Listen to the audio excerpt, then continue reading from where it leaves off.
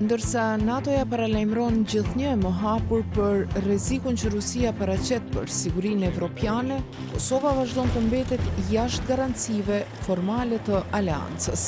We are Russia's next target.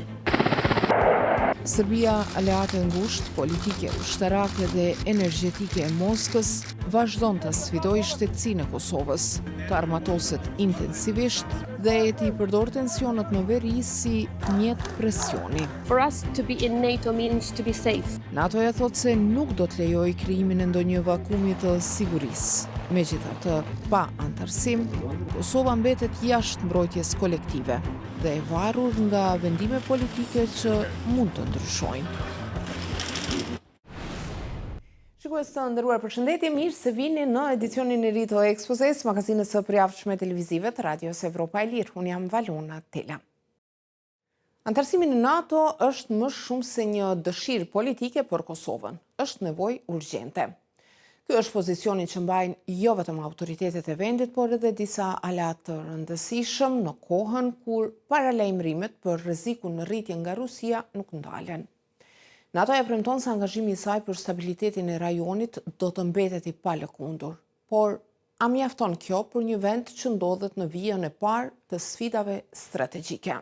Qeveria në detyre e Kosovës konfirmon se antarësimi në Aleancën Ushtarake të Perëndimit mbetet synimi i Republikës, por thekson se rruga drejt këtij objektivi varet edhe nga rrethanat dhe zhvillimet gjeopolitike. Zyrtarët nuk i dhanë një përgjigje të drejt për drejt Radios Evropa e Lirë nëse ka plane për një aplikim formal për antarësim, por vu në pa angazhimin e vazhdueshëm të vendit në këtë drejtim. Gjatë viteve të fundit i kemi rritur ndjeshëm investimet e dedikuara për mbrojtje. Në vitin 2024, Republika e Kosovës, përkatësisht Kuvendi i Kosovës, e ka avancuar statusin e tij në Asamblenë Parlamentare të NATO-s nga antar vëzhgues në antar të asociuar. Ndërkaq 3 herë, më 2021, 2023 dhe 2025, kemi qenë vend pjesëmarrës dhe mikpritës i ushtrimeve ushtarake Defender Europe.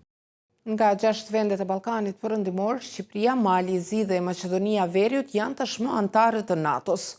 Bosnia dhe Hercegovina dhe Serbia janë pjesë e partneritetit për paqen, ndërsa Kosova mbetet jashtë edhe këtij kuadri bashkëpunimi për arsye politike. Në NATO-n 32 antarëshe janë 4 vende, Greqia, Rumania, Slovakia dhe Spanja, që nuk e njohin pavarësinë e Kosovës, ndërsa për shumicën e aleatëve normalizimi i marrëdhënieve të saj me Serbinë mbetet kusht kyç për çdo hap përpara drejt antarësimit. Serbia nga perspektiva e Kosovës përbën rrezikun kryesor të sigurisë, ndërsa Rusia shihet si aktori që e ushqen dhe e shfrytëzon këtë tension për të zgjeruar ndikimin e saj destabilizues në Ballkan. Ndaj, zgjerimi i NATO-s me Kosovën do të kontribuonte në forcimin e stabilitetit rajonal, sipas presidentes Vjosa Osmani. For us to be in NATO. Për ne, të jemi në NATO nuk kupton të jemi të sigurt. Mendoj se Rusia ka interes afatgjat për ta destabilizuar Ballkanin Perëndimor e përmesti gjithë kontinentin evropian dhe nuk do të heq dorë nga ky synim. On this aim. Shefi NATO-s Mark Rutte ngriti alarmin më 11 dhjetor duke paralajmëruar se aleatët e aleancës janë shënjestra e radhës e Rusisë. Rusia e ka rikthyer luftën në Evropë dhe Evropa duhet të jetë e përgatitur sipas tij. Qysh prej nisjes së pushtimit të plot rus ndaj Ukrainës, para gati 4 vjetësh, Kosova ka kërkuar disa herë antarësim të përshpejtuar në NATO. Radio Evropa e Lirë pyeti në këtë aleancë nëse ka plane për të thelluar angazhimin me Kosovën përtej misionit paqëruajtës KFOR, apo nëse po shqyrtohen mekanizmat që do t'i ofronin Kosovës garanci më të fuqishme sigurie. Në përgjigjen e marrë nga një zëdhënës thuhet vetëm se Ballkani Perëndimor në përgjithësi mbetet lart në agjendën e NATO-s. Është një rajon me rëndësi strategjike për aleancën. Angazhimi ynë për stabilitetin e tij është i palëkundur dhe ne nuk do të lejojmë që të ketë vakum të sigurisë. Ndërsa pranoi se shtetet autoritare si Rusia përpiqen të ndërhyjnë dhe të minojnë demokracitë, zëdhënësi i NATO-s nënvizoi gjithashtu situatën e brishtë të sigurisë në Kosovë, duke e cilësuar dialogun me Serbinë si thelbësor për zgjidhjen e çështjeve të hapura. NATO e u zgjerua për herë të fundit vitin e kaluar me Suedin. Pushtimi i Rusi-Ukrainës e nxiti atë dhe Finlandën një vit më herët të jepnin fund dekadave të neutralitetit ushtarak dhe të kërkonin siguri kolektive. Këtë javë presidenti i Ukrainës Volodymyr Zelensky njoftoi se vendi është i gatshëm të heqë dorë nga aspiratat për antarësim në NATO në këmbim të garancive të sigurisë. Pavarësisht kësaj, antarësimi i Ukrainës në aleancë, antarët e secilës janë të detyruara ta mbrojnë njëra tjetrën, ka qenë gjithmonë thuajse i pamundur për shkak të kundërshtimit të Rusisë. Ish-zyrtari i lartë i NATO-s, Jamie Shea, thotë se Kosova ndoshta mund të përfitojë nga kjo situatë, sepse NATO-ja nuk dëshiron të krijojë përshtypjen se Rusia ka të drejtë vetoje mbi vendimarrjen e saj.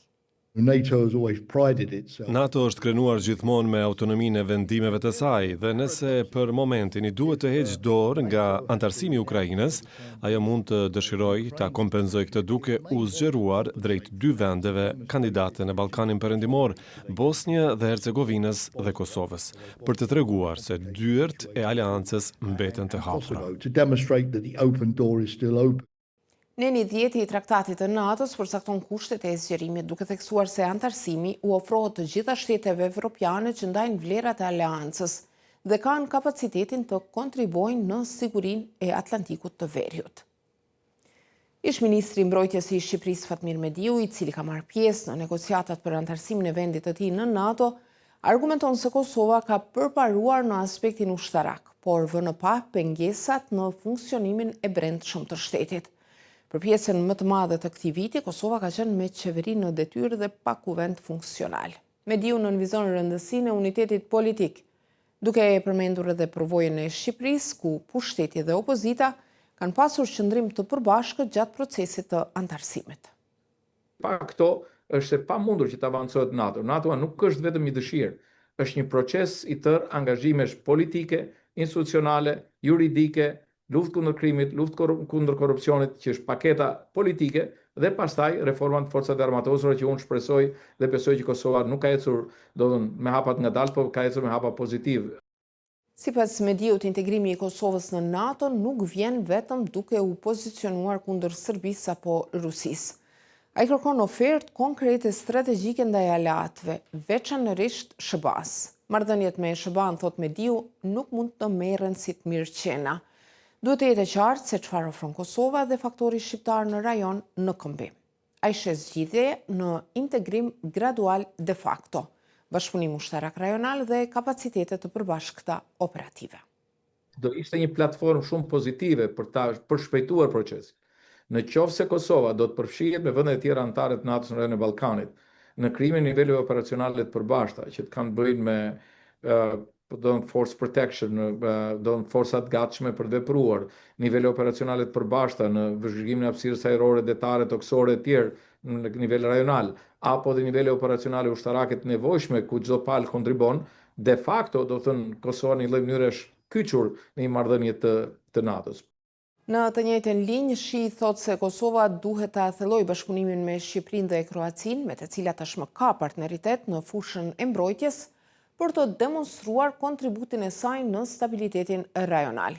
Paralelisht, sipas tij, vendi duhet t'i avancojë edhe reformat e brendshme dhe angazhimin diplomatik. Mendoj se së pari duhet të kemi një marrëdhënie më të mirë pune mes qeverisë Albin Kurtit dhe Shteteve të Bashkuara dhe fuqive kryesore evropiane. Të flasim hapur, këto marrëdhënie nuk kanë qenë të lehta gjatë viteve të fundit dhe Kurti është përballur me kritika të drejtë për drejta nga SBA-ja dhe disa aleatë evropian.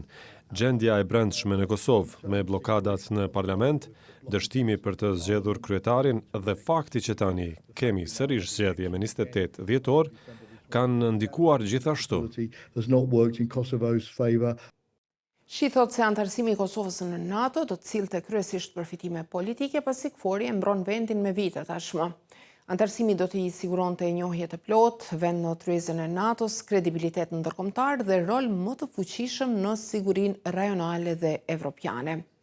Megjithatë, ai shton se çdo reduktim apo ripozicionim i forcave amerikane në Evropë do ta detyronte kontinentin të merrte më shumë përgjegjësi për mbrojtjen konvencionale, përfshirë këtu edhe Kosovën. Këtë vjesht SBA ka njoftuar për një reduktim të forcave rotative amerikane në Rumani. Radio Evropa Lirë ka pyetur Departamentin Amerikan të Mbrojtjes më 31 tetor dhe më 16 dhjetor nëse këto ndryshime do të kenë ndonjë ndikim në pozicionimin ushtarak të SBA-s në Ballkanin Perëndimor, por nuk ka marrë përgjigje. Në fillim të këtij muaji, në Komitetin për Politikë të Jashtme të Dhomës së Përfaqësuesve të SBA-s u diskutua për situatën në Ballkanin Perëndimor, ku përfaqësuesi republikan Keith Self e përshkroi rajonin si një shkrepse dhe theksoi se udhëheqja e SBA-s duhet të ketë ndikim të rëndësishëm në ruajtjen e stabilitetit atje. Vendet e NATO-s në Ballkan duhet të punojnë së bashku për të ndërtuar mbrojtjen ushtarake dhe politike. Kosova është veçanërisht e ekspozuar pa antarësim në NATO, proces që mbetet i bllokuar për shkak të refuzimit të Spanjës, Greqisë, Rumanisë dhe Slovakisë për ta njohur pavarësinë e saj.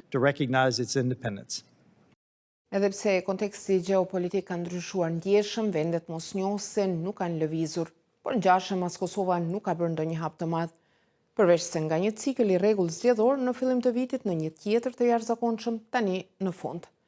E nga këndvështrimi i sigurisë, ky ritëm mund të shihet si një shembull i kuptimit të vonuar të urgjencës strategjike. Shikues të nderuar, kështu kemi ardhur në fund të këtij edicioni të ekspozes. Një herësh, ky është emisioni i fundit për këtë vit. Bashkë do të takohemi sërish në mes të janarit. Radio Evropa Lirë ju uron festat e fundvitit dhe ju falendron për besimin. Mirëmbëjtje.